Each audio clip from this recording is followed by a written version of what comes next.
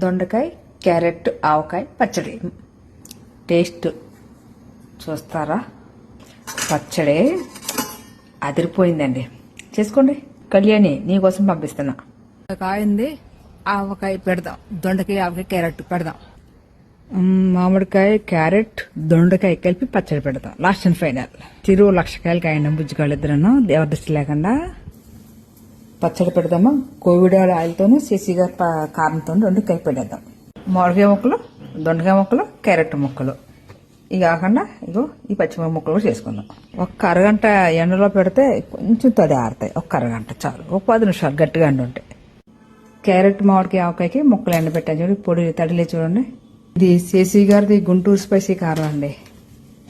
ఉప్పు, కారం, ఆవు పిండి, వెల్లుల్లిపాయలు. ఈ ఆయిల్ వేద్దామా కొంచెం.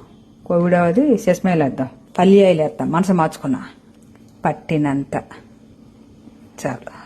క్యారెట్, మామిడికాయ, దొండకాయ, పచ్చిమిర్చి తాలింపు వేద్దాం. మెంతులు, ఆవాలు, వెల్లుల్లిపాయలు, ఇంగువ పేగింది, కొంచెం మెంతిపిండి. పచ్చడి వేసేద్దాం. స్మెల్ అయితే ఎదిరిపోతుంది. టేస్ట్ గంటలో చెప్తా.